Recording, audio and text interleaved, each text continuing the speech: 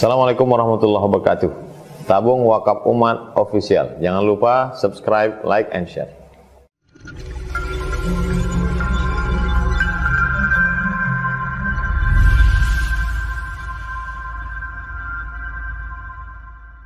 Saya cocok dengan bahasa antum mengatakan talfik secara tidak sadar. Tapi bagi orang yang dia memahami fikih dari dasarnya seperti kita yang waktu mondok, faham kita dengan Syafi'i, dengan ini mazhab Syafi'i, ini mazhab Syafi'i. Ternyata setelah mendengarkan kajian ada orang menukilkan Hanafi atau ada orang yang menukilkan Hambali, rasa saya dia tidak cepat talfik karena dia tahu hukum talfik haram. Kita sepakati dulu yang talfik ni kan mencari sesuatu yang mudah di dalam mazhab. Ustaz Fitri tadi sudah menjelaskan tentang yang dibolehkan dengan yang tidak. Kalau talfik kita sepakat dalam i'anah dinukilkan di dalam banyak di dalam kitab-kitab kita disebutkan di dalam Tuhfatul, di dalam yang karangannya Imam Ibn Hajar Al-Haythami ya, termasuk dalam Qawaid Fiqhiyah Kubra, Fatwa Fiqhiyah Kubra beliau. Kemudian ada yang Madaniyah itu di belakangnya, ada Makkiyah, ada Madaniyah, itu apa? Fawaidul Madaniyah, itu disebutkan hukum talfik. Sepakat ulama kita hukum talfik haram. Tapi talfik kan mencari yang mudah di dalam mazhab. Tapi ketika kita mengambil sesuatu yang berbeda, dalam arti kata tidak mencari kemudahan dalam mazhab, atau berbeda daripada furu' daripada jenis ibadah. Contoh, kita salat ibadah, kita salat dengan Syafi'i, sedangkan muamalat kita pakai Hanafi, kan itu dibolehkan, tidak termasuk talfik. Ya seperti tadilah kita salat dengan salat Syafi'i, tarawih 20, bismillah jahar, doa bersama, kunut sayyidina, khas Syafi'i. Dan ketika kita membayar zakat kita pakai Hanafi, talfikkah itu? Tidak talfik, boleh kan? Di mazhab kita sendiri boleh seperti itu tidak talfik. Jadi yang talfik itu ketika seseorang beramal dua mazhab dalam satu ibadah. Dalam satu salat dia pakai empat mazhab. Jangan empat mazhab kacau semayang itu. Kita ambil saja dua mazhab lah umpamanya. Jelas ini tidak dibolehkan. Atau dalam berbeda daripada ibadah, salat dengan wudu dengan wudu Hanafi, kemudian salat dengan salat Syafi'i. Itu pendapat, ada yang mengatakan boleh, ada yang mengatakan tidak. Umumnya masyayikh kita dalam Hasyiah Bajuri dijelaskan ini tidak dibolehkan ini. Wudu dengan wudu Hanafi, kemudian salat dengan salat Syafi'i, ini boleh. Yang tak boleh itu wudu dengan wudu Syafi'i, membatalkan wudu dipakai batalkan wudu Hanafi. Ini juga tak boleh ini. Dia tidak talfik tapi tidak dibolehkan. Contoh, kita wudu Syafi'i. Dalam mazhab Syafi'i yang membatalkan wudu 6. Salah satu di antaranya bertemu atau bersentuhan kulit laki-laki dan perempuan yang ajnabi. Yang ajnabi yang halal menikah. Kemudian ketika setelah kita berwudu dengan wudu Syafi'i, rukun wudu Syafi'i, setelah itu enak saja kita pegang isteri kita pegang orang lain. Kata teman, engkau batal wudu? Enggak. Di Hanafi tak batal wudu. Itu hadis riwayat Sayyidah Aisyah itu. Tak batal. Yang di sini ini yang tidak dibolehkan. Tapi kalau berbeda daripada cabang fanninnya, maka itu pendapat juga membolehkan. Masyayikh kita banyak yang membolehkan. Saya ingat ketika dars dengan Syekh Ali Jum'ah mengaji kitab Mughni Muqtad di Al-Azhar. Kami subuh Sahih Bukhari, setelah itu Mughni Muqtad. Kemudian hari berikutnya tidak Mughni tapi Tamhid Imam Al-Asnawi. Ketika mengaji Mughni Muqtad, saya masih ingat itu. Ketika itu pas mengenai bab tentang zakat. Dalam mazhab Syafi'i tak boleh zakat fitrah dengan qimat. Jelas tak boleh. Syafi'i tak boleh zakat fitrah dengan qimat, dengan harga, dengan uang tak boleh. Saya yang termasuk yang rajin mengikuti beliau dari belakang, karena beliau pakai pengawal. Dari belakang saya ikuti beliau sampai di mobil. Ada orang Mesir bertanya, "Ya Fadilatul Mufti," katanya. "Aywa," kata Syekh Ali Jum'ah. Dilayani Syekh Jum'ah, kalau tak salah ketika itu ibu-ibu. "Apa hukum zakat fitrah pakai qimat?" katanya. Pakai junaih. Junaih ini pakai pon mata uang Mesir. Kata Syekh Ali Jum'ah, yanfa' ni boleh, kata dia. Di dalam tadi Syekh Ali Jum'ah bilang tak boleh. Ini nak naik mobil boleh, macam mana ini? Saya agak galau ketika itu. Ada apa dengan Syekh kok berbeda ini? Besoknya saya tanya Syekh. Saya kena dekat dengan Syekh Ahmad Ajin, dekat dengan Syekh Usama, jadi agak hubungan ke beliau tu agak lancar sedikit. Saya tanya, Syekh, kata saya, di dars antum bilang tak boleh karena mazhab Syafi'i tak boleh. Tapi ketika naik mobil ente bilang boleh pakai uang zakat fitrah. Ni bagaimana ini Syekh? Saya masih ingat kata beliau, ya Bunai, kata beliau, di dalam tadi itu saya mengaji fikih mazhab saya, kata beliau. Saya sebagai ustaz di mazhab saya. Sedangkan ketika saya nak naik mobil tadi, saya jadi mufti. Mufti mesti berfatwa sesuai dengan tasahulin nas, menurut qaul am, menurut orang-orang yang lebih memudahkan masyarakat, dan masyarakat lebih mudah memakai itu. Oh, jadi boleh macam tu rupanya. Talfiq kah itu? Itu tidak talfiq. Cuman itu kan mufti, kita ni bukan mufti. Kita ni tak mufti. Bolehkah kita seperti itu? Saya tidak mengatakan, kalau saya lah, saya tetap komitmen tidak. Karena kita tidak mufti. Kita tidak mufti. Kecuali kalau kita mufti, bolehlah. Kadang ada ustaz kita yang dia mengaku Syafi'i, tapi menjawab dengan pendapat yang tidak Syafi'i. Ada S1, S2, S3-nya di Madinah ustaz tu, Wahaboy dia. Kata dia, saya Syafi'i, mazhab saya Syafi'i, tapi saya tak berkunut, kata dia. Kan tidak aja namanya tu. Menyanyah namanya tu. Saya Syafi'i. Itu ada di YouTube, itu bahasa dia. Orang Riau, S1, S2, S3-nya Madinah. Saya ni Syafi'i, mazhab saya Syafi'i. Saya sudah baca-baca semua kitab-kitab Syafi'i, tapi saya subuh tak berkunut. Saya Al-Fatihah tak bismillah. Bingung namanya tu. Ini yang berbahaya itu, Ustaz. Jadi begitu. Jadi kita kalau Syafi'i, komitmen dengan Syafi'i. Tapi Ustaz, saya memperhatikan selama ini, Ustaz yang umumnya yang dia mengatakan dirinya Syafi'i, dan dia padahal tidak membaca sama sekali kitab-kitab mazhab Syafi'i.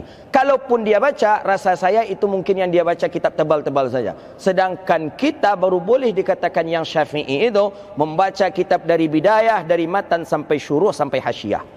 Kayak beliau di samping ini Syafi'i ini, Syafi'i Saghir. Syafi'i Saghir. Jadi kita di pesantren mulai dari kitab Matan Takrib, naik Fathul Qarib, Bajuri, I'anah, Qalyubi Umairah, Fathul Wahhab, nanti ke Tuhfatul Muhtad, Mughni Muhtad. Ini kan jenjangnya orang yang baru disebut dengan Syafi'i. Ada orang hari ini tamatan Al-Azhar mengaji kitab Qalyubi wa Umairah di Universitas Al-Azhar Fakultas Syariah. Dia balik pulang, dia katakan saya mazhab saya Syafi'i, padahal tak pernah ngaji Matan Takrib, tak pernah mengaji Fathul Qarib, tak pernah mengaji Bajuri, tak pernah. Kita khatam baru bisa kita mengatakan Syafi'i. Itu pun tidak semuanya baru kita kuasai tentang mazhab Syafi'i. Ada alumni Al-Azhar menjadi muqarrar Al-Azhar Syariah kan, Qalyubi wa Umairah. Dia katakan kami ini mazhab kami Syafi'i, di Azhar kami dididik Syafi'i. Padahal yang dia baca cuman Qalyubi wa Umairah. Dia tak pernah ngaji I'anah, tak pernah ngaji Hasyiah Bajuri, tak pernah ngaji Mughni Muhtad, tak pernah ngaji Fathul Qarib. Maka pendapat dia ni kadang halal. Contoh kecil saja. Saya sering berdebat, saya pernah berdebat dengan teman-teman kita, ustaz-ustaz kita di Pekanbaru. Di dalam mazhab Syafi'i, memijak Syazirwan. Syazirwan tu pondasi Kaabah. Tersinggung saja oleh kaki dalam mazhab Syafi'i batal tawaf. Ustaz-ustaz kita di Pekanbaru hampir tak percaya dengan ucapan saya. Cek dalam kitab mazhab Syafi'i, kata saya. Karena kita berani, kita dari kecil sudah mengaji kitab yang mulai kecil Syafi'i. Di mana dapat debuya tu katanya, ibarat itu dalam mazhab Syafi'i. Ampun nak ingin bagi tahu dah. Kalau ingin tahu, cek. Dicari, dapatlah di dalam kitab-kitab mazhab Syafi'i. Umumnya termasuk kitabnya karangan Syarih Jum'ah yang muasir tentang haji dan umrah, di sana dijelaskan. Menurut mazhab Syafi'i, apabila tersinggung, tak usah terpijak, tersinggung saja sedikit Syazirwan no, batal tawaf. Kenapa? Karena Syazirwan itu sudah bagian daripada Ka'bah. Sedangkan tawaf wajib di luar Ka'bah. Itu kecil, hal yang kecil dalam mazhab Syafi'i. Banyak lagi hal-hal yang kecil lagi yang tidak dijumpai oleh orang kecuali orang yang mendalami dari dasar mazhab Syafi'i. Jadi bagaimana kita akan mengatakan mereka talfiq sedangkan mereka pun tidak faham dengan Syafi'inya? Begitu dia hari ini, Ustaz. Nama Hanafi, mazhabnya Syafi'i. Mungkinkah orang percaya sama nama Hanafi? Tapi mazhab saya Syafi'i katanya. Sedangkan dia saja tak yakin dia dengan nama Syafi'i. Buat nama yang Hanafi. Itu saja. Syekh, fadal Syekh. Nama. Habis semua dikupas ya. Jadi Enggak. saya ngambil yang sudah tercecer ini. Jadi talfik itu sebetulnya tambahan ya. Ada talfik yang boleh, ada yang tidak. Talfik yang tidak boleh itu adalah menggabung dua mazhab atau dua pendapat yang membuat amal atau ibadah itu batal sah menurut kedua-dua mazhab itu. Contoh, saya berwudu dengan mazhab Syafi'i. Jadi rukun wudu yang saya pakai Syafi'i. Berarti wudu saya sah ya menurut Syafi'i. Tapi nanti dalam perkara membatalkan wudu, saya pakai mazhab Hanafi. Sementara rukun wudu Hanafi enggak saya pakai. Yang membatalkan saya pakai. Nah, lalu wudu yang tadi itu saya bawa sholat. Sah apa tidak? Kedua-dua mazhab ini mengatakan sholat saya tidak sah. Kenapa? Wudu Anda menurut mazhab Hanafi tidak sah karena rukun wudu mazhab Hanafi ada yang tidak Anda lakukan. Dan dalam mazhab Syafi'i wudu Anda tidak sah karena sudah batal menurut mazhab Syafi'i. Walaupun rukun wudu Anda tadi rukun wudu Syafi'i. Jadi talfik yang tidak boleh itu adalah memakai dua pendapat, dua mazhab namanya dalam satu qadhiyah, dalam satu perkara hukum yang konsekuensinya apa? Kedua-dua mazhab itu mengatakan ibadah yang kita lakukan tadi tidak sah. Nah, ini yang perlu diperhatikan. Tapi kalau tidak berisiko itu, ada satu mazhab dari dua mazhab itu yang mengatakan masih sah, itu boleh tuh. Lantak lah tuh. Nah. Contoh konkret lagi begini, ketika umroh nanti umpamanya kita tawaf kan harus suci ya, berwudu. Cuma nanti takut terpegang sama yang tawaf perempuan nih. Ketika kita masih pakai ihram umpamanya masih tersentuh oleh dia bau kita atau apa, maka solusinya gimana? Solusinya adalah lihat mazhab mana yang mengatakan bersentuhan perempuan ya itu tidak batalkan. Oh, mazhab ini, mazhab siapa? Hanafi. Oke. Anda wudunya perhatikan apa rukun wudu mazhab Hanafi. Apa rukun wudu mazhab Hanafi yang berbeda dengan mazhab Syafi'i. Nah, lakukan itu rukun wudu mazhab Hanafi itu. Sehingga nanti ketika kita kesentuh cewek aman. Artinya wudu kita sah menurut mazhab Hanafi tadi, dan yang membatalkan ini juga sah. Apa namanya? Tidak kita mengatakan ini tidak sah menurut mazhab Hanafi juga tidak ada masalah karena kita tadi wudunya pakai dengan menggunakan rukun wudu mazhab Hanafi. Jadi itu talfik yang tidak boleh ya. Jadi kalau berisiko nanti membuat ibadah itu tidak sah menurut dua-dua mazhab yang kita pakai itu, maka itu yang dihindari. Kemudian solusinya begini, karena memang banyak media, katakanlah tempat kita telusuri ya, bisa kita telusuri hukum-hukum masalah-masalah yang ada. Solusinya adalah kalau kita orang awam, jangan cepat-cepat menelan apa yang kita baca. Kan mudah aja cari internet konsultasi syariah. Apalagi umpamanya. Jadi saran saya kalau kita merasa orang awam, jangan cepat-cepat ditelan itu. Tanyakan ke orang yang memang dia tahu masalah talfik ini. Jadi nanti dia akan nanya, dia akan menerangkan, oh ini kalau Anda pakai ini talfik sudah nih, talfik yang diharamkan nih. Itu oh iya gitu, usah. Jelas itu nanti. Jadi saran saya solusinya jangan cepat-cepat menelan tanda kutip hukum-hukum yang bisa kita jumpai dalam website fatwa-fatwa tertentu kalau kita ingin menghindari yang namanya talfik yang diharamkan.